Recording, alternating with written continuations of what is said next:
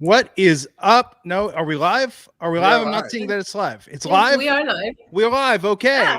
We're live. Holy shit. If you haven't watched the season finale of Yellowjackets, you turn this off right now. You turn this off right now and you go and you watch that. You go and watch the Yellowjackets season finale. I mean, let's just start. Let's just start with Versace la song Miss Bohemie and Let the Darkness Set Us Free. Did everyone go to Google Translate? Did everyone go to Google Translate? Run it back and go to the Google Translate to get Let's hear it. No, what does it mean? spill the blood, my beautiful friends, and let the darkness set us free. Now, Wow. we all made predictions about what was going to happen on the Yellowjacket season finale. There's one kind of big one. I want to take a little victory lap and say, oh, I was right on this, but before we do that, I just want to say they went full beaches. I made a joke and said that Jackie's mom basically said that Shauna was the wind beneath Jackie's wings. And tonight, Shauna said, oh my God, are you quoting beaches to me? And got up in her face. And that I popped for that. So big. By the way, I'm Glenn Rubenstein, joined by NYC Demon Diva Issa. We are the hosts of the Yellowjackets Buzz podcast. You spend so much time with us. So many of you, like thousands, multiple thousands of you listen to Yellowjackets Buzz. So many of you tweet at us. This community is so amazing. And we have recruited Alfred Konawa from Forbes. This is Nasty. From our other podcast about professional wrestling of all things. We have made Alfred a Yellowjackets convert. Welcome to the Hive. Alfred, what did you think of the season finale tonight? I absolutely loved it. I love the pacing. I love how they really kind of saved the big twists until the end. And they they really left me wanting more. And yes, you guys did convert me. I was just telling Esau there that 10 minutes in, I was just a super fan, if not sooner, after I saw the YouTube episode. And I can't get enough of this Yellowjackets. And I don't know what I'm going to do with myself now that it's gone for now. Okay, Nicoletta is saying she's watching still halfway through the episode. Nicoletta, you get out of here. You get out of here and you finish the episode. I don't want to spoil anything for anyone who has not seen tonight's show. Tomorrow we're doing our deep dive, our full recap. Issa's verklempt. She's just overcome with emotion by what we saw tonight. I am just amazed with everything that went down. I guess my first question to you, Alfred, having watched more of the show in a condensed format recently, were you surprised tonight by what happened? Not necessarily. I was actually pretty open to a couple of scenarios because, I really kind of dig into the show and all the conspiracy theories and stuff like that. But in terms of what I thought might happen, I'm not too surprised. Are we good to give away spoilers right now? Just willy-nilly? We better be, because I got to talk about this. I got to talk about all of this. I mean, so Alfred, hit me with your number one surprise from tonight.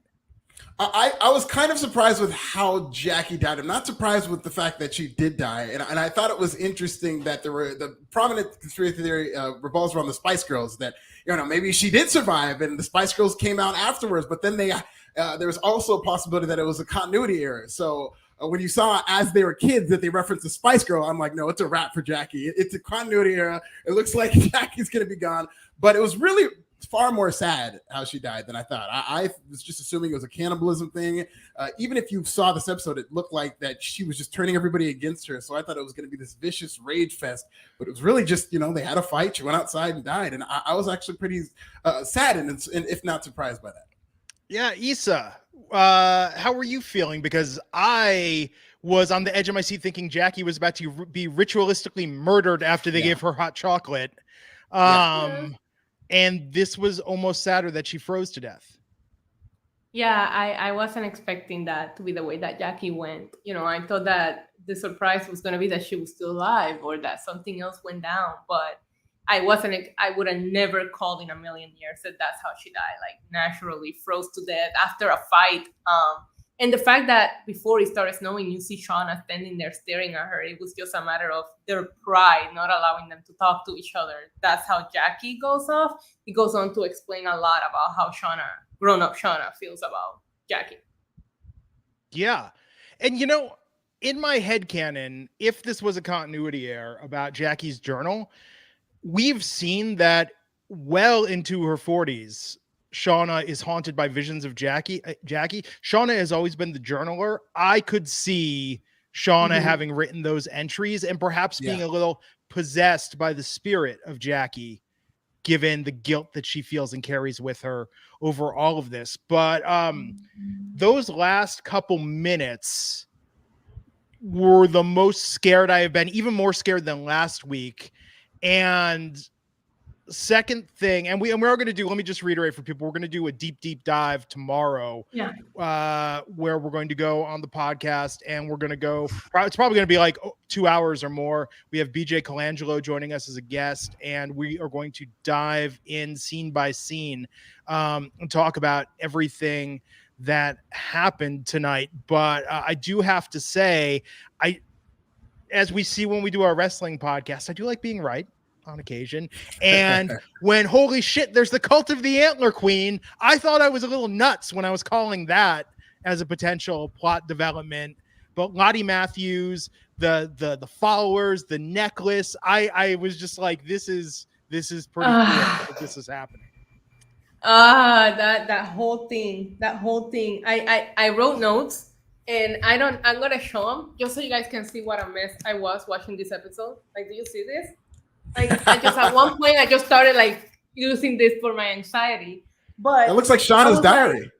Like, it was like, did Travis really kill himself? And then you like almost start accepting it with Nat throughout the episode, and then as soon as they break into her house, you're like, I fucking knew it. I fucking knew it. There was more to this. Listen, I can't. But Glenn, if you like being right, I'm gonna say, heartbreakingly, I and you also called the death of the dog by Ty, and I did not need to see whatever. I don't even know what that was, but I didn't need to see the head of the dog just sitting there. But congratulations to Ty from winning the election. Way to go, girl.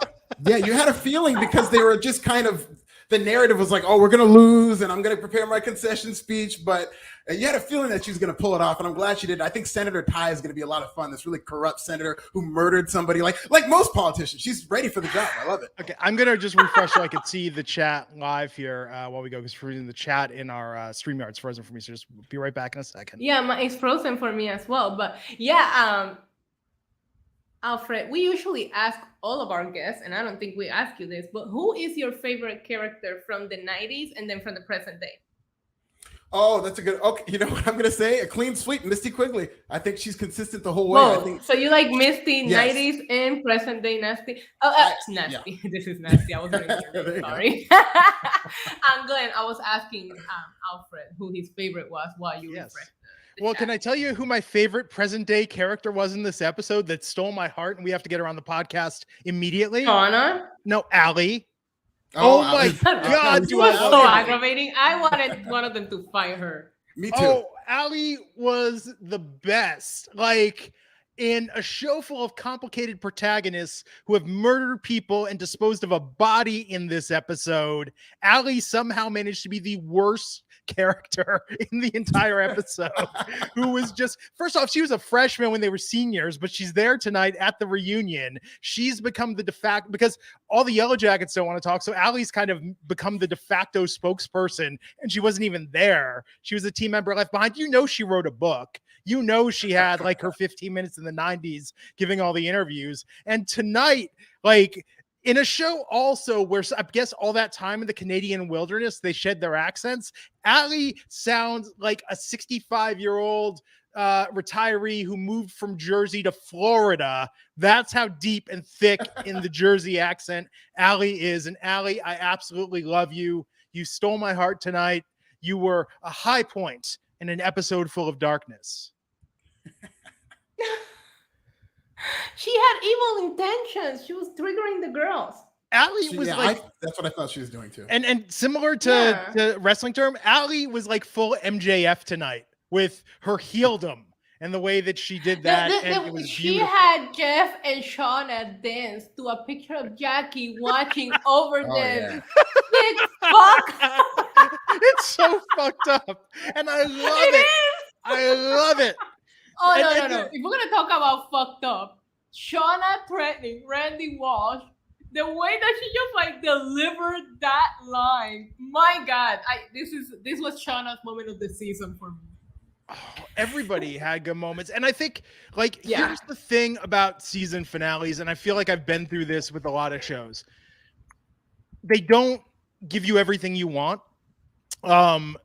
A lot of times you find yourself saying like, okay, this is good, but hurry up. Let's get on to the next big thing. Oh, yes, I understand. Do we need to see this scene? We got it. We know where it's going. Let's get more developments because this is the last time I'm spending with. It's like you're going away for a semester abroad and you're with your significant other and you're saying, tonight's the last night we're together. Let's make it count. And it's like, we don't need to talk about this. We could talk about this on the phone when we're apart from each other. Tonight we have limited time. Let's make it happen. That's how season finales are to me. Oh, you see, you're muted.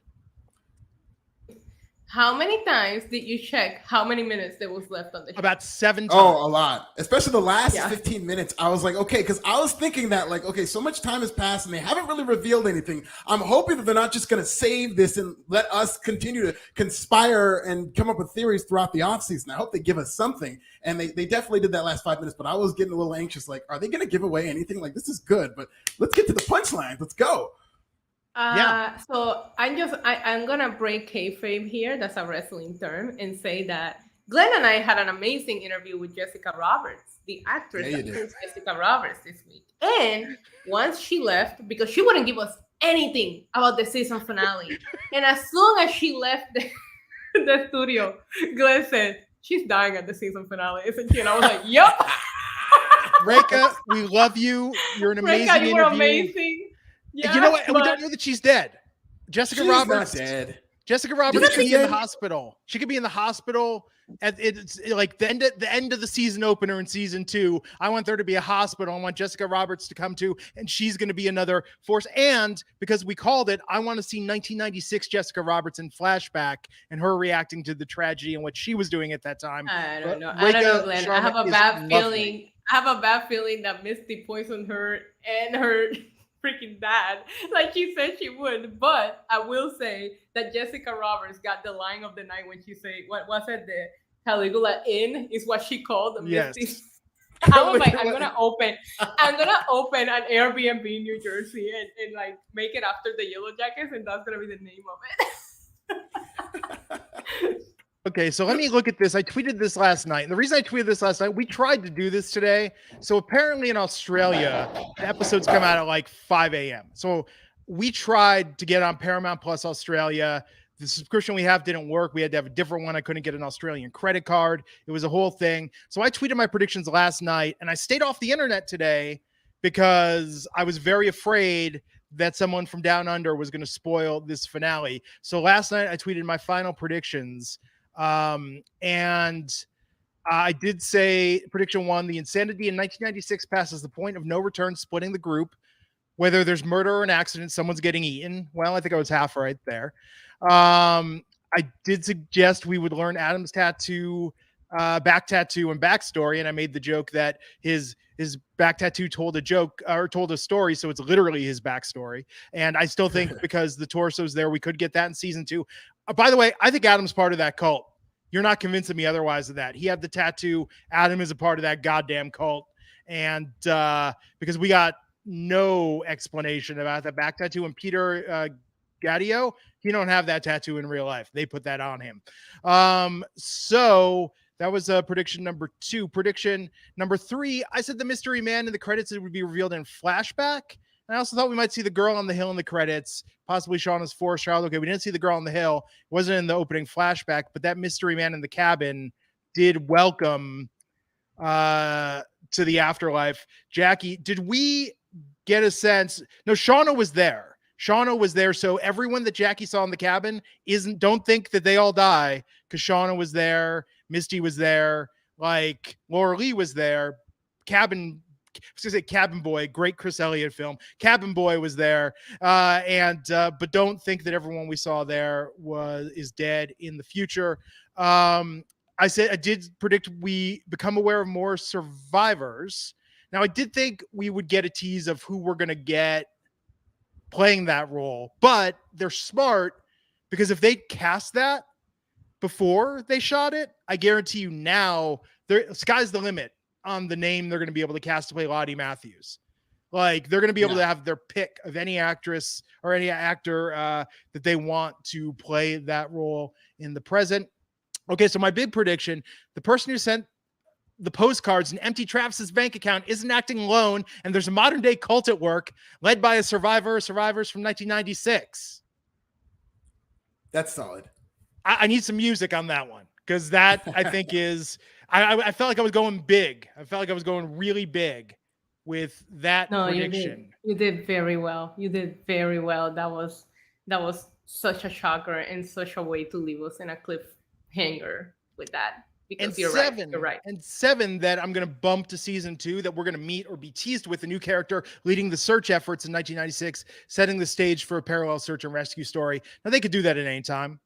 You know, that could happen at any point going forward. But the cult thing, I'm feeling pretty good about. I'm feeling pretty darn good about my cult prediction, and just want to bask in that. Look, people, it's been a rough 2 years. Yellowjackets, this podcast is some of the only joy I have in life, and being right with predictions, really, that's what I've got. So I have a feeling we're going to see Grown Up Van next season, right? I think Grown Up Van is part of this cult. Yeah. Okay, you brought up Adam on a somewhat related note, depending on where you lie on the conspiracy theory. Where's Javi? That's a cliffhanger that we didn't really get to. What happened to Javi, do you think? You think he's part of this cult? Well, we did see, okay, so go back and we're going to be freeze framing that trophy case or the memorial case. We did see Coach Ben, Travis, and Javi and Tequila. Mm-hmm. Those are the photos that were clearly there. I'm assuming those who are no longer with us.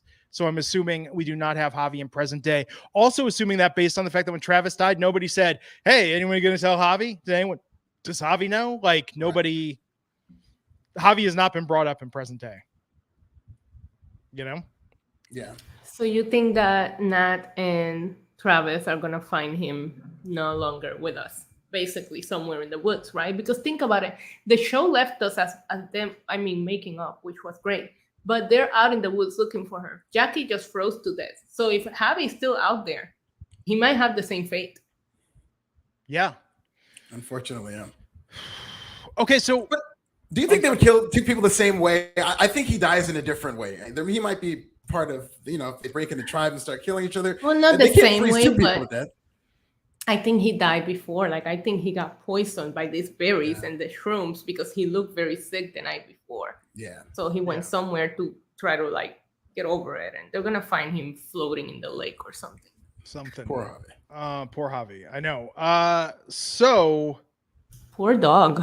I know, but we called that. We called that in this podcast. We said that on the air, that Biscuit, we said she ate the dog. Okay, here's something, and I almost don't want to open this back up to interpretation because I feel like cannibalism has been at the forefront of this show.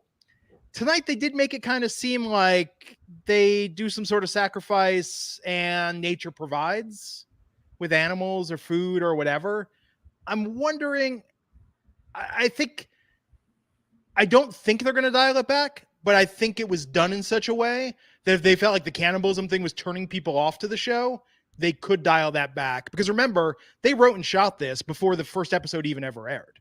So I think that it did seem tonight like maybe they're eating people, maybe they're sacrificing, and the sacrifice is what brings them nourishment and how the forest provides. Yeah, I still think we're definitely getting some form of cannibalism on here because then in present day, it ends up becoming a rumor about Taisha that she has to combat.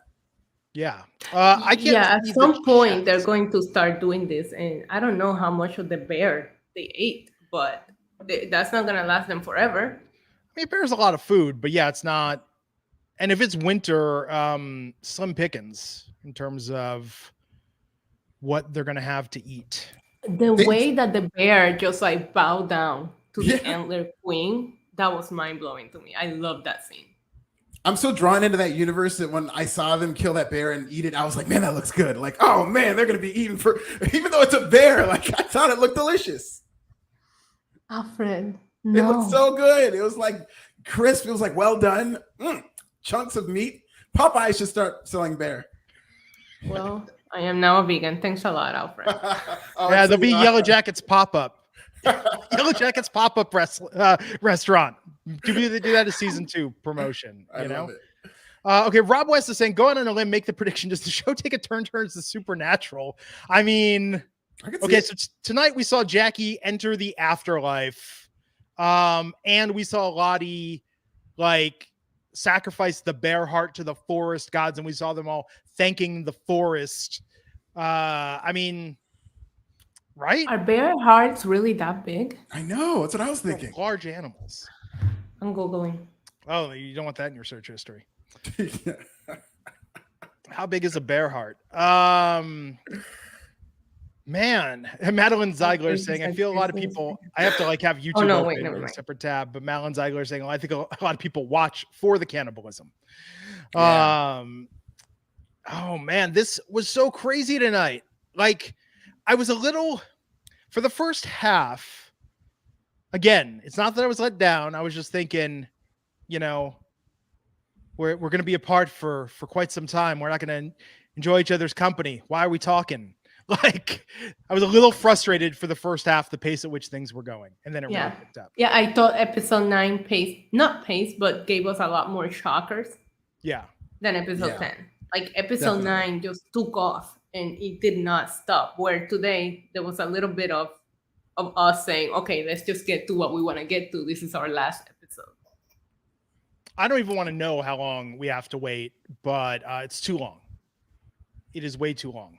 It'll be several months, which I don't know how I can do this. I'm gonna have to freeze myself like Jackie. Yes. No. Too soon, Alfred. Too soon. R.I.P. Jackie. It was very sad. R.I.P. Jackie. I was sad too for her, but I'm so glad she finally just got the balls to confront Shauna about it, because that's what was eating her alive. She just needed to come out and say it, and I was proud of that scene. But I thought Shauna, she's already dead. She's already heartbroken from you stealing her man. You didn't need to go in on her like that. Shauna just freaking fatality finished her with her words. I'm with you that Shauna's trash. I mean, it's not looking good for her the more we get into it. And even her daughter's now going to know, because Adam's missing, and she saw it on TV and she knew immediately, oh my God, Mom, what have you done? Shauna is one of the worst ones out of all of them. Heartless. Yes. Just heartless. When they were like, who's gonna cut the body? And she was like, I'll do it. And then, are you gonna be okay? She was like, yeah. And I'm like, yo, Shauna's so messy. What I love, that's a great theme of the show, is the more somebody seems like they have it put together, the more messed up they are. You've got this politician who is highly educated, who might be the worst one in terms of what she's done. Killing dogs and stuff like that. But then you got Shauna, who seems like just this happy homemaker, with a kid and a husband, and everything went fine, but not at all. I mean, Shauna, I think, might be at the top. Oh, it's interesting. Sabrina S. is asking, do we think Misty is still involved in the cult? Do you think the cult wants Misty involved in it? I mean, could you imagine a cult that looked at a member like, you're a little too extreme for us? We really think maybe, have you tried Est? There's some other cults out there you might want to look into, and not put all your eggs in one cult basket. I think Misty's part of the cult, and they maybe let her go, or maybe she left the woods and moved back, because there has to be a reason why the other 3 were somewhat in contact with each other. But according to the story they're telling us, they all kind of made Misty left her out. And apparently they only went to, Nat wasn't coming to pretty much kill Misty from the beginning? Well, because she thought she sent the postcard. So going back, and we've got to rewatch. Why would she think she sent the postcard with the symbols? Yeah. I think they don't trust Misty. I think there's a weird back and forth between whose side Misty is on. But now I've always have a theory that Misty just wants to be accepted. So she's going to go with whatever side is going to accept her and make her feel important. So if the cult's making her feel important, she's going to pretend she believes in whatever they're saying just to be approved, just to feel needed. Not necessarily mean she believes in it. She's just wanting to be needed, because that's who Misty is. I agree with that. I more so think that Misty's alliance and allegiance is just to Misty. I think, maybe she's part of the cult, but whatever she ends up doing is a decision she's making for herself, because she's a sociopath. And she's comfortable with how messed up she is. So she's going to go in and out of whatever alliance and lie and tell people what they want to hear. And part of that's to be needed. But I think part of that is just because Misty's just going to do Misty. Okay, so Isa, I cannot see the chat on StreamYard. If you can find some good comments to bring up on stream, because on YouTube I see a lot of people are asking stuff, and I want to get to Yeah, people's I can't questions. see it either. So let me refresh because I'm Okay. looking at it through my phone. Give me 1 second, okay? So I'm going to ask you this first, Alfred, and I'll repeat this when Isa gets back. Do you think present day Ty is still a part of that cult, even if her disassociative state is a part of that cult, and she did that sacrifice to win the election? Well, that's a really good theory. See, I haven't thought that deep, but I do definitely think Ty is part of that cult, and that might have something to do with why she won the election. But maybe the supernatural is. That'd be a fun story. Yeah, Isa, do you think Ty is a part of the cult present day? No, she's my favorite. I think she is. Possibly, especially if the cult is what leads to the cannibalism. I mean, there's something wrong with Ty, and we all know it. But if she was part of the cult, I would assume she would stay out in the woods with Van because I believe in their love. So I don't know how to feel about this. Okay, I think Van comes back in her life. Van's coming back into her life with her and her marital problems. I think we're getting that storyline arc for sure. Yeah, we're having technical difficulties with StreamYard. For some reason, I cannot see the chat. I can see it on my phone very well, but I cannot see it on StreamYard. Okay, I see some on StreamYard now. You can? Okay, so you have to bring up the comments because I can't see it. Okay, so Aster Sunshine, who joined us last week, said, our friend. Crew Misty too. She called Jackie out, even though she saw what the other girls were doing to Travis, which is interesting. Mm-hmm. Rob West, Misty is definitely going to spite eat Ben. I was worried about Ben. I thought something was going to happen to him because of Misty, but they left him alone for now. Yeah. Lauren West saying, Shauna and the electric knife in the bathroom, totally no big deal. She's clearly cut up some other team members. She's more evil than I think we've ever thought. Yeah. They even said, do you still remember how to do this? Shauna is the most evil one of them all. She is. She stabbed that man without thinking about it twice. And she had feelings for him. Imagine somebody she doesn't have feelings for. Yeah. And Lauren H., good point. If present day girls are in the cult and Adam's in the cult, wouldn't they have recognized him? Could be a pretty big cult. But this is why I think Ty would be the one, because Ty was the one that was investigating everybody. You know, like she was doing the research. Oh, also, Isa, how cool was it that I described Jessica Roberts as a fixer the other day and she used that exact language tonight, which I don't think we heard. I know. I actually popped for that when she said I'm a fixer. I was like, oh my God. Do you think if Jessica hadn't taken the cigarettes, Misty would have let her live? I think Misty is always one step ahead of Jessica Roberts. So she knew. Here's another question about Jessica Roberts. What do you think she was on her way to do? Was she pure? I didn't think her intentions were pure. I thought that she was trying to get one up over on Misty while she was leaving. And, thank God Misty planned for that. But do you think she was going to go and they were going to be a team, or she's going to go report her to authorities, or what? No, I don't think she was going to report her to the authorities. I think she was going to tell her story that Misty kidnapped her and that she knew everything that happened in the Yellowjackets and tell the story herself to make the money herself, even though she was going to make a fake story. I think Jessica Roberts... I think Jessica Roberts is as twisted as all of them, but in a whole different way. I think Jessica Roberts was about to disappear to where even Lottie Matthews couldn't find her after all this, Oh man, this is so interesting. And I love the cult aspect because now we've got present day, so many more stories that can be told now. I felt so bad for Natalie at the end there. I thought Natalie was going to be interrupted by her sponsor calling her and I thought that was going to be it, but her getting kidnapped with the cult members, technically speaking, that happened at the same time as she was getting kidnapped. They all interrupted her. Yeah. I just want to say that moment when she was about to pull the trigger, her facial expression, her acting, the way she delivered that scene.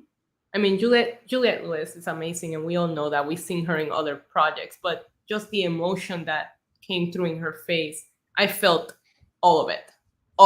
And I thought that was just such a brilliant scene, and it was just such a plain scene of just her face as she's about to end her life. I felt her pain, and I literally at that moment started accepting that Travis killed himself. Until her phone would not stop ringing, but I was accepting it with her. I don't know. There's something about the way Juliette has delivered this entire season. She's incredible, and bravo to her. She's amazing. Rob West Mhm. pointing out, I got to inject some levity, saying never found out what Nat was right about in regards to Travis's note. Clearly, Travis was saying Nat was right that Diet Dr. Pepper does taste like regular Dr. Pepper, but without the calories. It's like, we debated this for 25 years. She has to know that she was right. I know that they spoiled this on Instagram and on the previews and this and that, but I could rewatch that scene of the Yellowjackets entering the high school reunion together a million times, and it's never going to get old. That was such a badass scene. Also, shout out to Jeff for exchanging the dress for something a little more Shauna. Because when I watched the preview, I was like, so she cheated on her husband, killed her lover, got him involved in this mess, and she couldn't even wear the freaking dress. No, it's because he went and got her a new dress. So it was a lot more Shauna dress than that yellow thing that he had bought before. So good for him. Yeah, the production was really good. I love the soundtrack throughout this season because I'm a 90s kid and they had a lot of 90s songs. And I think it really peaked tonight with Rex and Effect. No. I thought that was the best. You gotta stop. I You went gotta crazy stop. for that. Yes. You gotta stop because we talked about how fucked up that scene was. They fucking danced to Kiss from a Rose, which we all know what that signified in that scene will haunt me forever. So a lot of people have asked us in the chat, are they going to eat Jackie? Of course. They better. They better. They're not gonna get a lot of meat out of her though. And she's a tiny little thing, I'm just saying. Is it too soon? Too soon for that? Yeah, still too soon, man. All these Jackie death jokes. I mean, we need a God bless the dead. Oh my God. Oh my God. Like all day. Like, okay, so I woke up this morning at 5 to try and watch my Australia connection, which didn't work. And then I was like, I'm going back to bed. I tried throughout the day. I was more excited this finale. Like Christmas hasn't really meant much to me these last 2 years. This was like Christmas today, where I was just like counting down the hours. Like, let's watch a movie and distract ourselves. What are we going to do? Okay, we have this much time. And then when it started, it was like, what? When you told me you were going to message me all the info. Yeah. I swear to you that I thought that you had watched it and you didn't want to share the info. Oh, no, not at all. I couldn't watch it. And I was like, what a selfish friend I have. I'm like, he probably already seen it. He's probably watching it for a third time and he's not even sending me the info. No, in fact, when I thought I could only watch it on my iPad before I got hit with the credit card thing, I was even figuring out a way. I'm like, okay, how can I tell Issa how to replicate what I did? I took steps. I mean, let me time out for a second. Like, I took an old iPad where I reset it. I created an Australian Apple account. Like, I had to log into Paramount Plus. I had someone in Australia get me, but it wasn't showing up on that app. I had the VPN set up. I had everything. So I got to figure this out for season 2 so I can watch these earlier, because I wanted to rewatch it a bunch of times before we start talking about it. So I'm going to rewatch it tonight and probably tomorrow again before we record tomorrow. Before we do our show, which tomorrow we're doing it earlier. By the way, in my notes, I wrote 12% of killers are caught by cleaning supplies. I learned a lot about murder because, like, you don't want to Google that stuff because then Google's going to alert itself. But Misty quickly had some great best practices for murder on this episode. For those of you who are considering, she's a true crime fanatic. Man, I watch true crime 90% of the time, and I gotta tell you, I knew all of the facts that she was stating. It's funny because to the naked eye, she would look like a crazy individual, but I'm like, no, you really learn all of these things from watching true crime shows. They tell you everything. The cell phone thing, you know, that's how they give freaking people away. Do not take your cell phone anywhere near if you're gonna kill someone. I'm gonna stop now. Glenn, take it over. I'm just sitting here giving murder advice. Matthew Brandon with a suggestion I've seen a few places saying, what about Jordana Brewster as an adult body? That would actually be very good. Yeah, I could see that. I have to admit, I really did think tonight we were going to end the episode with Julia Stiles showing up as Van, like with the scars outside of Sammy's room. I thought that was going to be the reveal. Was going to be outside Sammy's room, Van. My question is, how do we get Reese Witherspoon in season 2? Because she's a big fan, so let's just give her a role somewhere on season 2. They did reference Big Little Lies in the show, didn't they? Did they? Misty said something about when they were saying what actress is going to play her. She's like, what about that girl from that show where they killed that man? I think she was talking about Big Little Lies, which the show kind of is reminiscent of. I You're had right. the You're right. idea the other day, and I'm going to repeat this tomorrow. I think for season 2, Sammy Hanratty and Christina Ricci should switch roles as adult Misty and young Misty, and no one should comment on it or say anything. And with Christina, it'll be like Martin Short and Clifford, like a grown-up playing a child, and it will be the height of comedy. Can we talk about what a sick fuck Misty is that she went to this old lady's funeral just to throw the Yeah. freaking body parts to get cremated with her? Okay, now That's people wild. are saying Michelle Rodriguez is what people. I've seen Jordana Brewster mentioned a bunch of places. I like Rob West saying, "What about Reese Witherspoon as the ghost of Laura Lee?" I can see that. Yeah, So I think that She's a little that short. the body of Adam, because remember, Misty said she burned the other body parts, hands and whatever head with the old lady. But she said torsos are useless. They're not useless when they have a big ass tattoo like the one that Adam has. That body's gonna get found, and that is exactly how they're going to pin Adam back to something here. Even if he's a no one, he's going to pin back to them some kind of way. That's my theory. Yeah. and that Also, she explains. said that she wanted the shovel back. I pop for that. This explains also Adam. Let's go away for the weekend to the cabin in the Poconos. Like, let's go away to the woods. This cult could be nationwide, or at least up and down the East Coast, for all we know. You know, they got merch. The cult's got merch. You know, this isn't some small rinky-dink thing.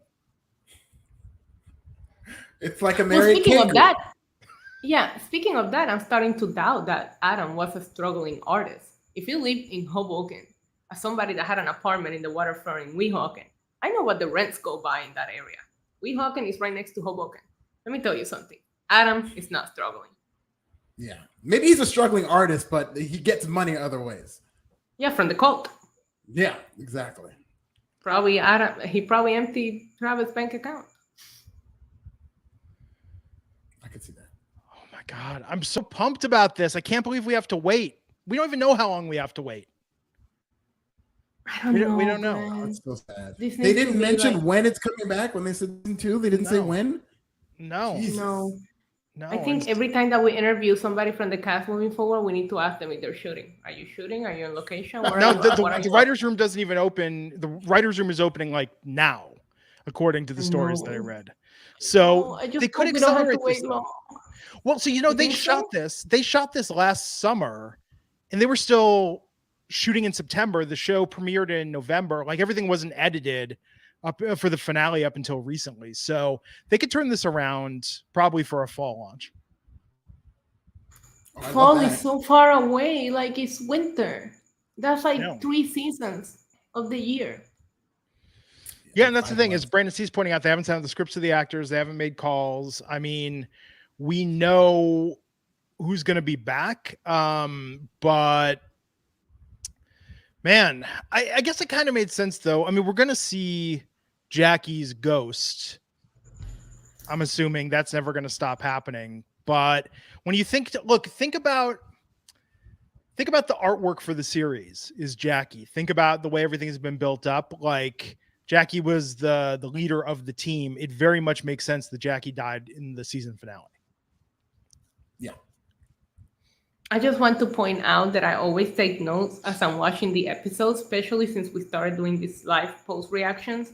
And in every single one, I have always wrote, I'm going to marry Jeff. Shout out to Jeff for always having my heart in every episode. Jeff's a real one. He's a real one. He's And a even real one, Randy, man. in terms of being a good friend, because that was what was funny about Shauna's takedown of Randy, is she gives him a death threat and then she goes, "You're a good friend," which you cannot deny that Randy is a day one. Can we talk about Randy after Shauna like threatened his entire life and he's like, oh, so you're mad? You think, Randy? I love you. They need bigger parts, a bigger role for Randy. I thought whatever he was on camera, I thought he was very funny. Like when she found him in that He really little is. complex. Randy is very funny. Even as a kid, he was funny. Yeah. Yeah, he was. He was. I absolutely love Randy. And it's funny, every time he gets brought up, I just laugh. Like, even when they just bring him up by name, I laugh. Yeah. Like, that's how good of a character he is. So many people in the chat are saying This is our largest live audience, by the way. Yeah, no, and I'm sure, you know what's crazy too? So we've been doing like almost 10,000 listens and views between every platform on the episode.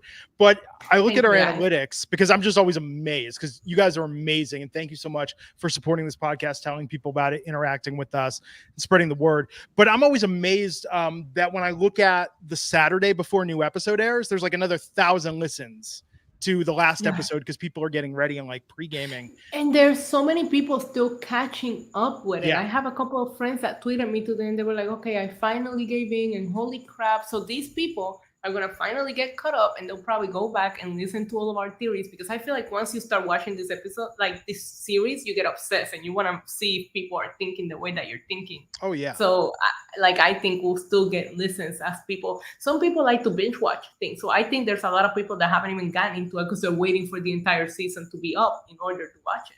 But I just want to say, like you did, just thank you. Like the support has been incredible. And I'm just absolutely in love with this community.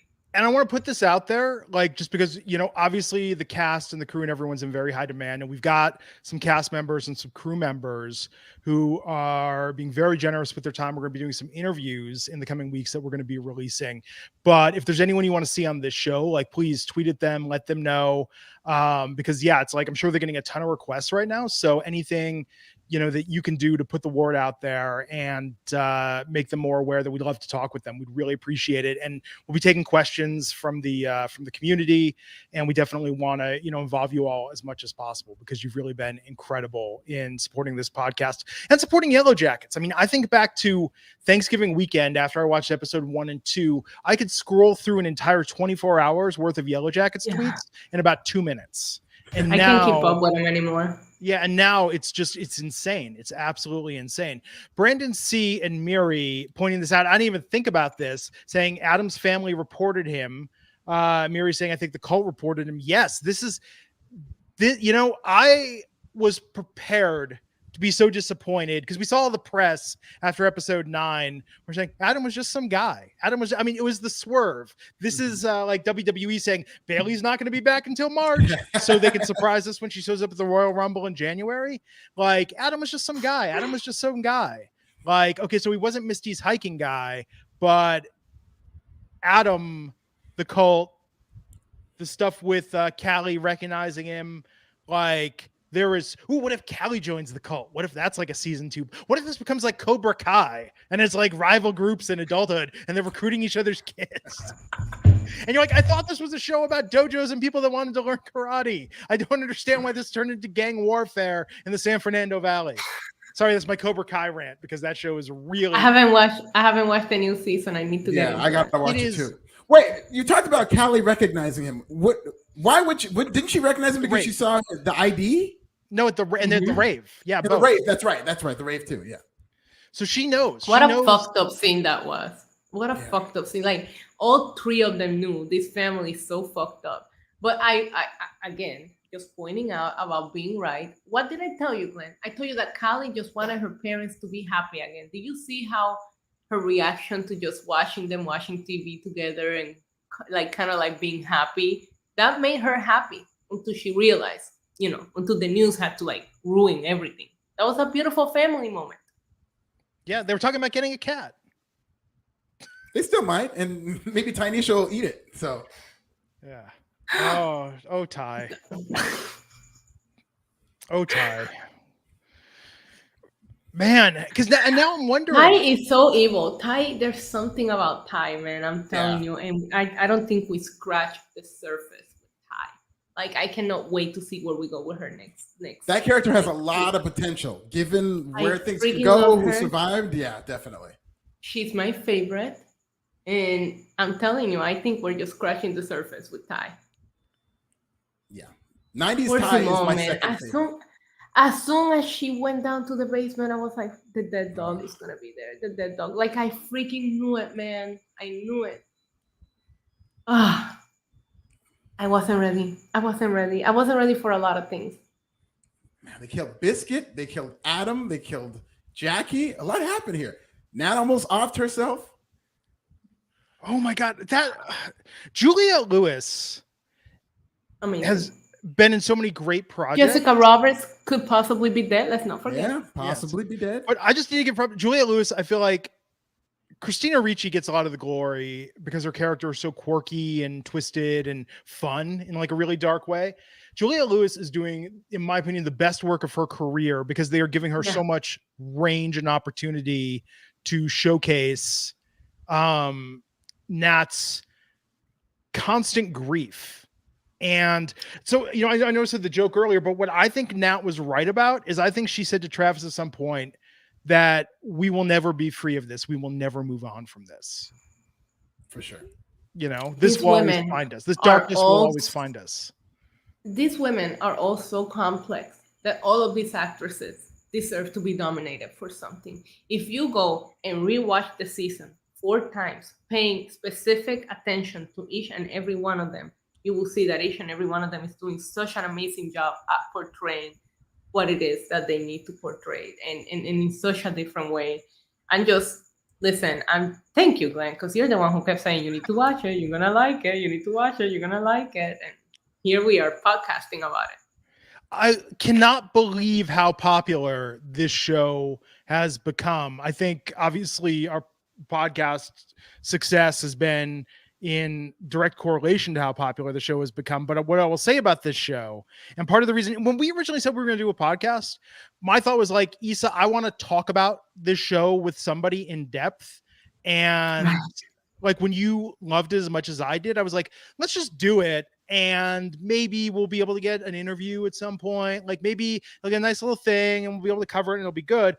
But what I love about the show is if you were to look at the portion of Yellowjackets fans that are like casuals and that are like super fans, like I think the portion of super fans to casual fans is higher than even professional wrestling with Yellowjackets. Yeah. Like to be a Yellowjackets fan is to be obsessed with Yellowjackets. No other way around it. Like you can't watch. I mean, look, we got Alfred into it. Oh, for sure. I'm going to be rewatching it until the next season comes. That's exactly what I'm going to be doing. Every Easter egg I will catch. Text me every time you catch one, please. Yeah. I cannot wait to like binge all 10 episodes. I don't care if I'm up an entire day. I'm watching all 10 episodes back to back now that they're up and ready to be watched. And episode 10 is going to be a good rewatch, I think, because there's a lot I'm probably going to rewatch it as soon as we go off the air. I'm not even lying to you. Yeah. Oh, no doubt. I mean, and tomorrow, so just so people know, again, these are our instant reactions. We put these on YouTube because we just need to almost just like shout to the heavens, oh my fucking God, what did I just watch? Tomorrow will be the same format where I will have the episode on my phone, I will have the subtitles turned on, and I will have it in front of me, and we will go scene by scene, moment by moment, and talk about this. And I just, you know, thank you to Ashley and Barton, the creators and the cast and everybody who worked on it and gave us the gift of this beautiful 10-episode show that is so nostalgic and twisted and mysterious and compelling. And I'm trying to think about this now. I mean, anyone that follows me on Twitter and has ever followed me know that when I don't love something, like I don't talk about something where I'm just kind of like, it's okay. Like if I love something, I'm going to freaking love it. Like I get into things. But this show, I get obsessed when I like something. If I like something, I'm all in. But I can't remember what the last show was before this that I was just like, Same. I mean, I probably felt this way about Breaking Bad.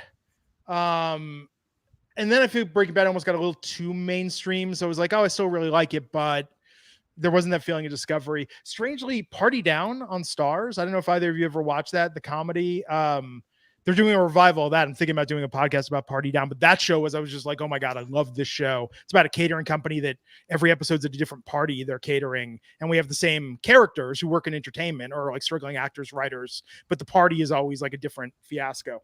Like that show I was really, really into. But before this, like, I don't know, I was excited when Cobra Kai came out, but that's the problem with the binge model, man.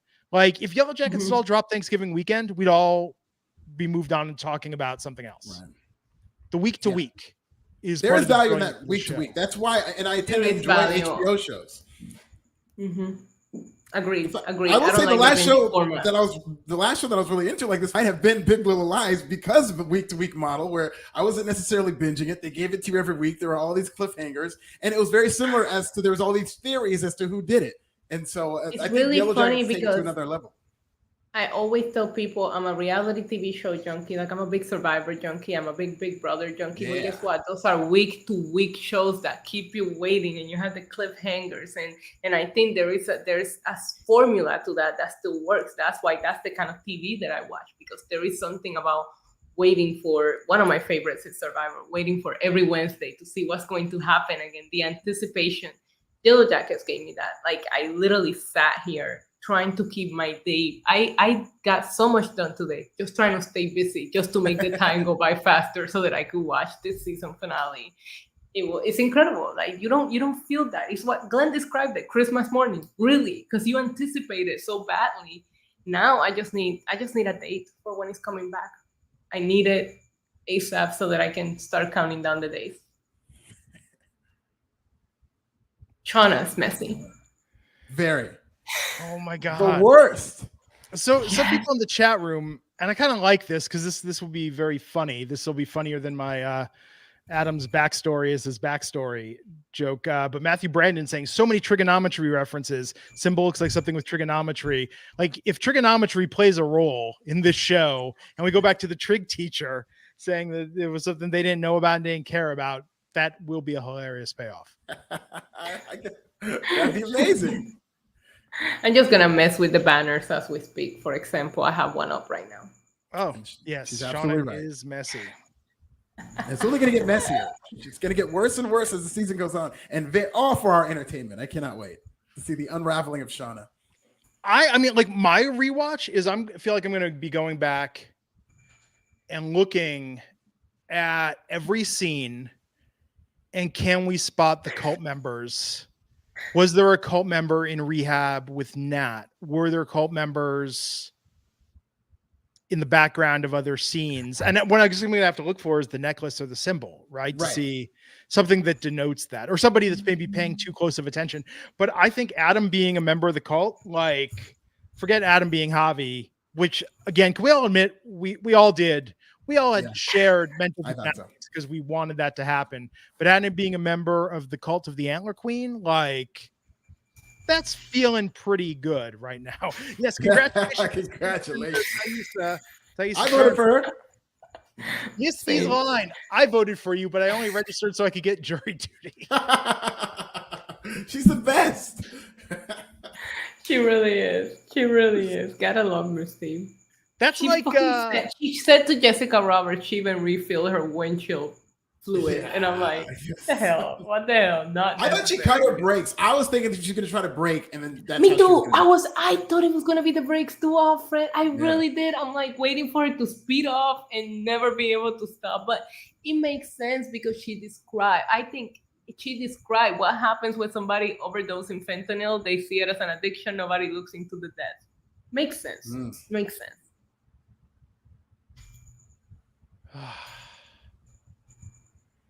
Oh my God. I'm just so fucking happy. I'm like happy. I'm happy, sad to quote Sing Street. I'm happy, sad. That's right. The bear died too. Everybody died on this episode. That poor bear.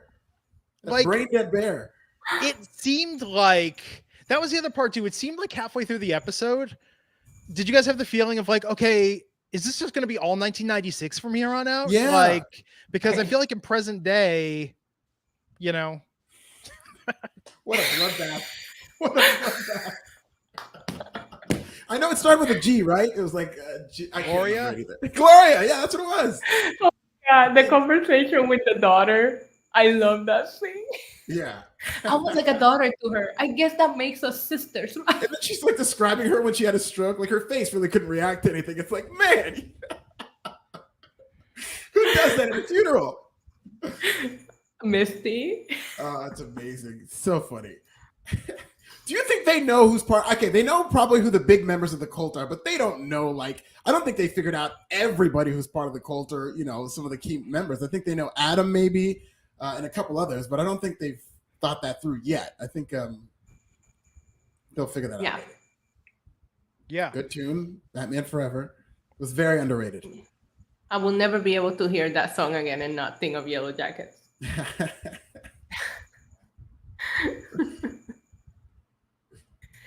Oh man, I just need to watch it again. I need to just consume the entire season again, and I'm just so happy. This show has been incredible. Perfect. Incredible.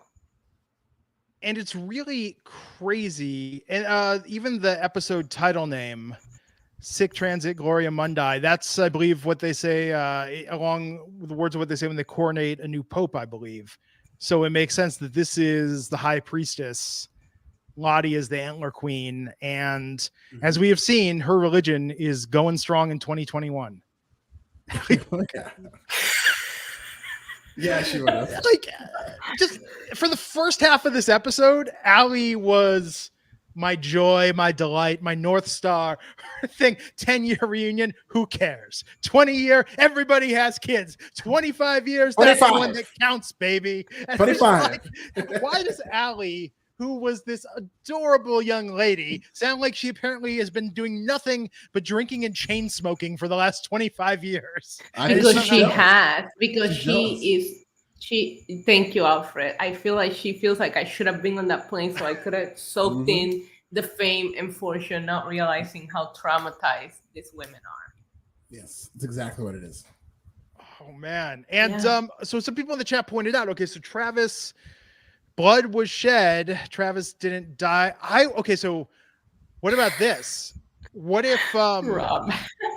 what if the reason the bear came is because Javi was sacrificed to the forest the night before, not killed by the group? Although who knows, man? Remember, there's still like 6 or so red shirts of characters that we don't even know their names.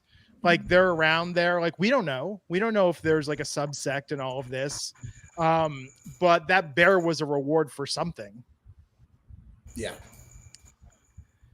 And cabin guy, we got the French Canadian hunter who speaks very good English, was there welcoming Allie to the afterlife. I think that was him, right? That because was Ben in the same shot. Now I need to go back and watch that. Like that's not Coach Ben. No, it was not Coach Ben, because then they got something from him too. Yeah. Oh, I want 10%. Let me write that down. The Coast Buzz. Okay. Don't tempt me with a good time. It's a beautiful place. You have all kinds of experiences with Misty and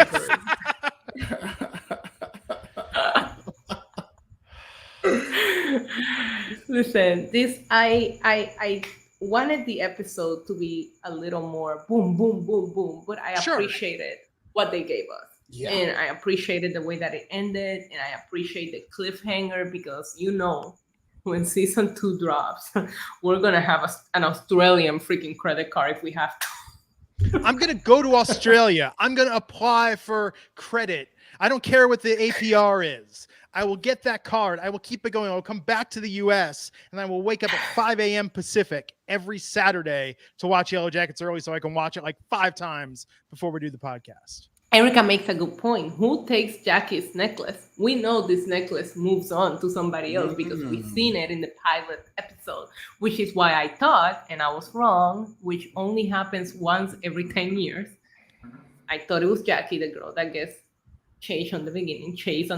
It's not Jackie. I would assume that I think Shauna takes it and then gives it to somebody else. Yeah. What do you guys think? Yeah, that's what I think. I think it gets passed around. I don't think one person has it forever. I think somebody has it, then somebody else has it. I think it gets stolen at some point, and I think it'll be a big part of the next season. So the necklace is like the Pete Davidson of the woods, is what you're saying, basically. It's been with everybody. It's got a bunch of tattoos. It smokes. And yet, women find him irresistible. Yeah. I think Kanye just dissed it in a song that dropped. So, no shame, Pete Davidson. You do you, buddy. No, look, so I dismissed this theory early on. And there's a lot of things, right? Like Wendigo, the Wendigo was one early on. I was like, I don't know how I feel about that. But last episode was like, maybe the Wendigo thing has something to do with it. There's some dark spirit. Some people early on said, what if the opening, and granted, you have to kind of mix some stuff around with this, but the opening doesn't necessarily have to be 96 or 97. Some people say, what if the opening's present day and that's Callie and something's going on with Shauna and that whole thing. And we saw some mixed imagery in the first 2 episodes to sort of explain, because the chase and the slaughter doesn't necessarily have to be the same. Oh, hey, this is something I'm thinking about now from the promo. I thought we were going to see it in this episode. Did we ever see the shot, or was it just a promotional shot of young Natalie and older Natalie waving in parallel to one another?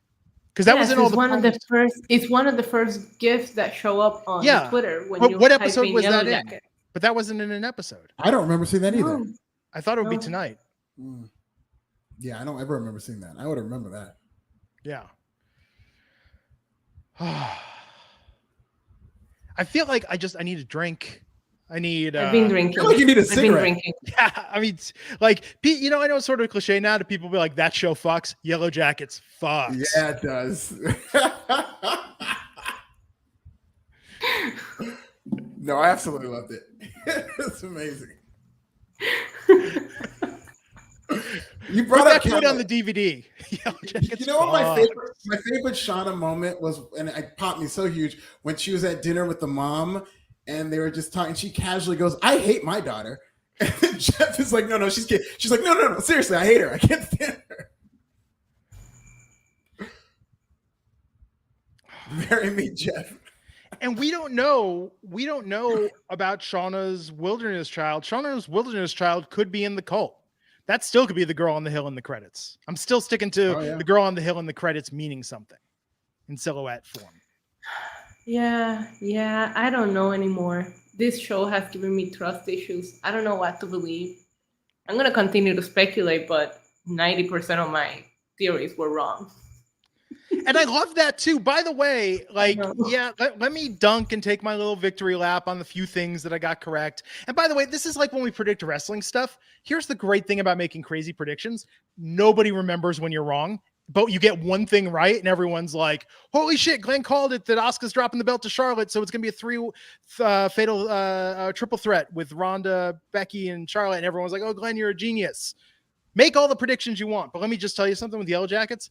I freaking love the things I was wrong about almost more than I love the things I was right about, except the cult, because that's going to be freaking awesome. Because it speaks highly to the writers being one step ahead of us. We talk about Misty being one step ahead of Jessica Roberts. The writers are one step ahead of all of our theories, which is amazing. Yeah. And the fact that we have so many theories speaks to our enjoyment of the show, that we're so into it that we're now trying to engineer where it could go. I think that speaks to the excitement, whether it's right or wrong. At least we're so into it that we're coming up with all these different conspiracy theories. I think that's half the fun of the show. Yeah. One unanswered question that I thought we would get a hint towards and we didn't is Shauna's baby. She's still pregnant. Yeah, that's what I'm saying. What the older child happens here? Yeah. The older child, Lottie raised it in the cult. So you think amazing. This baby is born in the woods and stays there? Yes, that's what I think. I wouldn't put it. You know what? I don't put anything past Shauna. I was gonna say, what kind of mom would leave her baby? You know what, Shauna? Don't give a fuck. Yeah, Shauna would absolutely. What kind of mom? The answer is Shauna and nobody else. Yeah. I have to okay. So we almost need to do a bonus episode of the podcast about this, but yeah. Courtney Eaton, who plays Lottie, said, "How we feeling?" Like with a devil emoji. I love that. I went in on Twitter and I typed in Lottie and it was pandemonium and I couldn't get enough of it. When and I have to say, Lottie. I did pop almost. I love the ending, but when Lottie put on the headdress last episode, for me that was the like, holy shit. Oh yeah. I believe if we're going to talk about who's right about what in our private group chat, I was asked who I thought the Antler Queen was, and I believe I said it's got to be Lottie in all caps. So when you're right in all caps, is that 2 points? Am I double right? You're double right. You get double the points. Oh man, this was absolute insanity. I can't even wait to go check what's going on Twitter. I'm gonna go right now. This is the problem I'm having, because I'm seeing some of our community who are saying like, oh, I'm not going to watch it until tomorrow. Like, Okay, look, if you're watching this and you haven't watched the episode, what is wrong with you? But They're trending. They're trending number 4 in the United Yeah. States. So a lot of people decided to watch it late at night. yeah, oh, I mean, like I said, I was up at 5 a.m. trying to figure out how to get this to work, and I didn't just like fail once and then go back to sleep.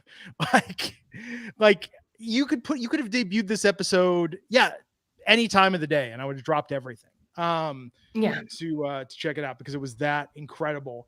So I guess we should tease a little bit programming wise what we've got coming up on the show. I don't want to give away all the names yet, but we do have 3 actor interviews lined up. We've got a tentative crew interview, and we've got a few other things that are pending. But like I said, if you could tweet at people, that will really help because sometimes publicists just field so many requests, and we're trying to go through official channels. Sometimes it's easier to go direct. But in addition to that, like the obsession is obviously not over. So tomorrow we've got the deep dive into the season finale.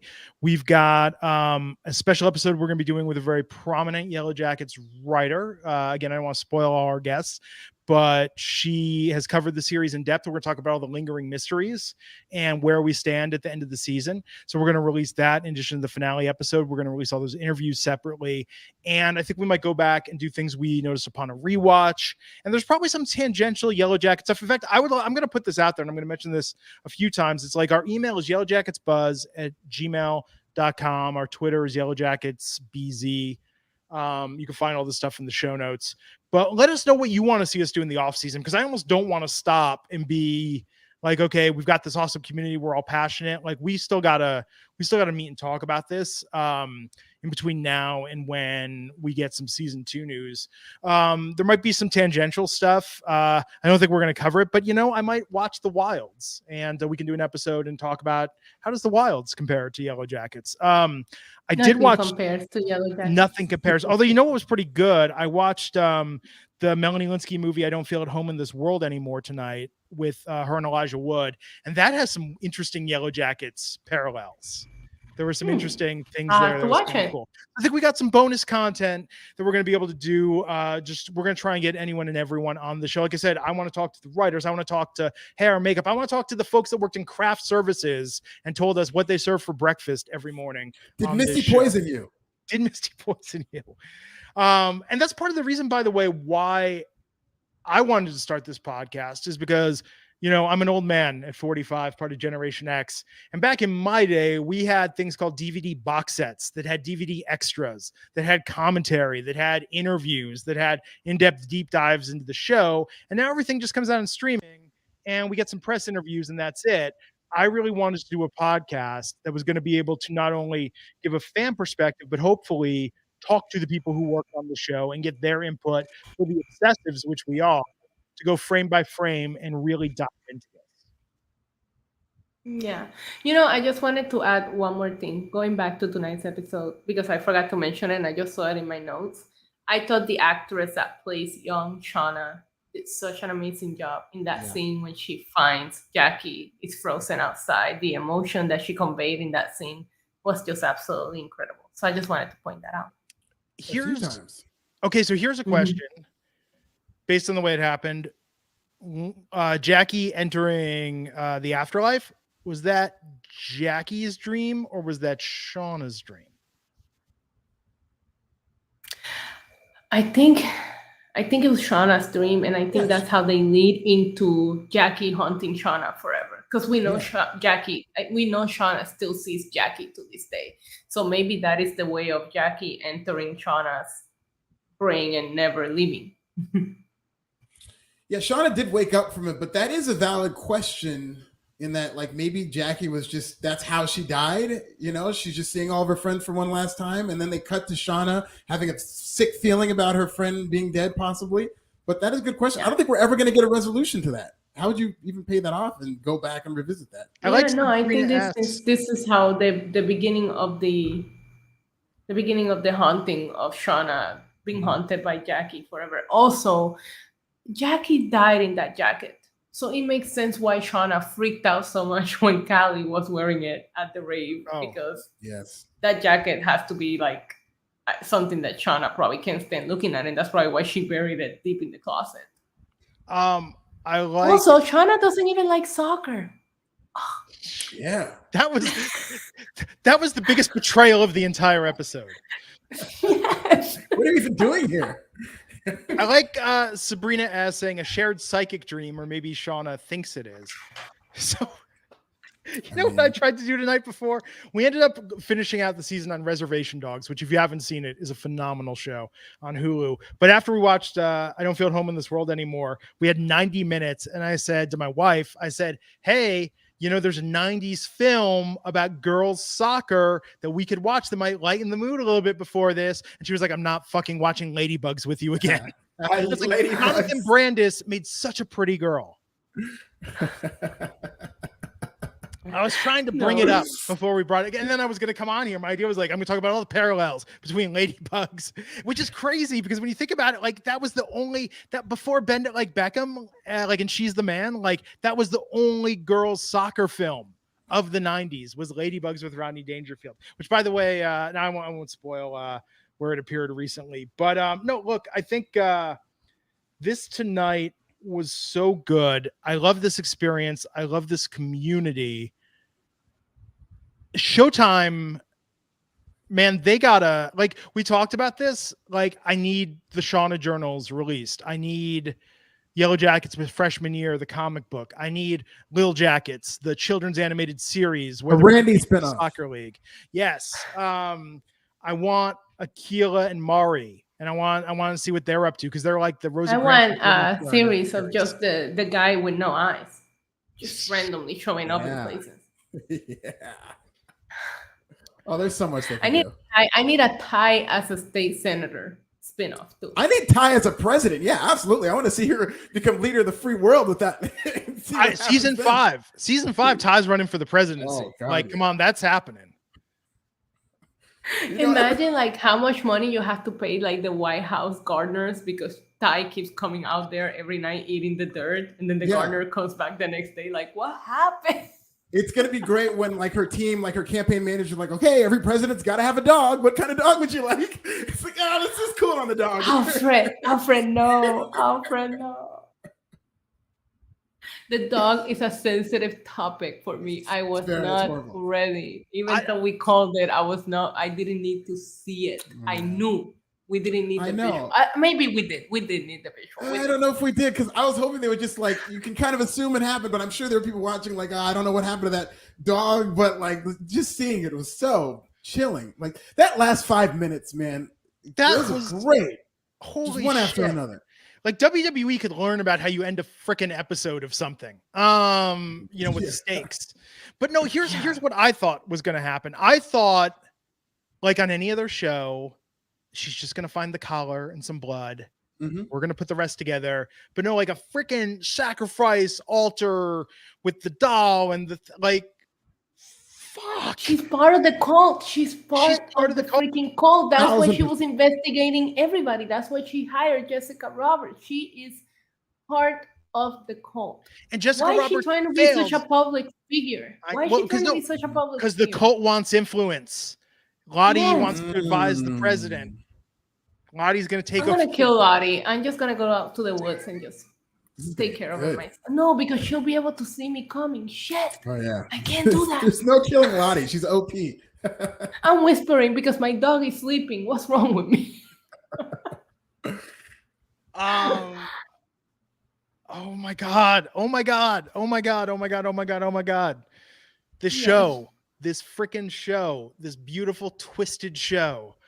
Poor Nat, kidnapped by the cult of the Antler Queen. You know what we should do? We should we gotta come up with a name. So the OG or the Yellowjackets, but I'm gonna call the new school the Yellowjackers because they're double meaning. Think about that. I like that. Yeah. Do you think that we'll get to see like more from Nat's sponsor? Because she obviously knows something. She said, Nat, what the fuck did you get into and who's Lottie Matthews? So obviously she did find something out. We just didn't hear it. That sponsor's body is being found season 2, episode 1. That sponsor has served her purpose and left all the information on the voicemail. We heard the whole thing. Sponsor's Right. afraid. Who's Lottie Matthews? That's all you need to know. Yeah, I don't think the sponsor served their purpose. I think the sponsor can act as a conduit to where when they need to explain some storylines or plot lines or who somebody is or catch us up with what happened on season 1, they'll do that with the sponsor. They'll say, okay, well, Lottie is this Correct. person or whatnot. But yeah, eventually, yeah, she's probably going to get murked. So many people died. It's or gonna die. Oh, poor Jessica Roberts. It's really, And I was like, I voiced my opinion on Jessica Roberts on multiple occasions. And then we interview her, and I just fell in love with her. I know. With her. I think she was amazing. I love her skin and hair, by the way. Just gotta throw that out there. What a fabulous woman. And now, like, yo, Misty, you could have just killed her in the basement, and you gave her that hope. What a sick individual you have to be to give him that hope. Because we know that Misty knows how to get rid of a body. So Misty could have killed her in the basement and finished her. But no, she let her go and have her moment of triumph just for it to end the way that it did. God, you gotta love that sociopath. Hey, cigarettes will kill you.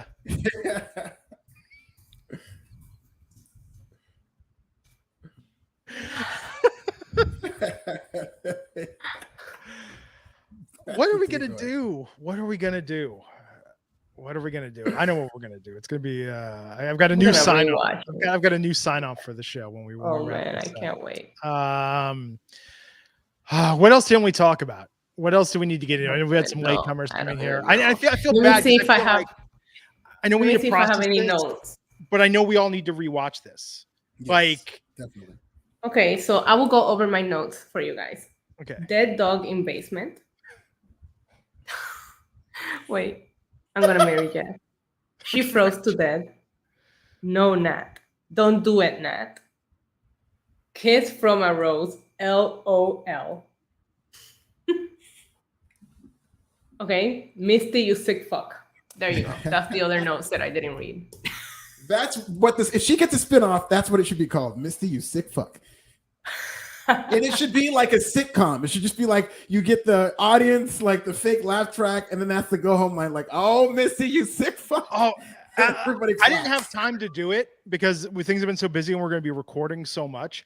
But when Winter Mitchell Rohrbaugh said on our last recap that the mushroom mix-up, she said it was a little Tom and Jerry. I said it was a little Three's Company. She said if this was different strokes, it'd be like Arnold with the joint, see the mushrooms. The audience would be like, ooh. Like, I wanted to go back and edit that with Misty and Mari and put like a sitcom laugh track with all those reactions on that scene.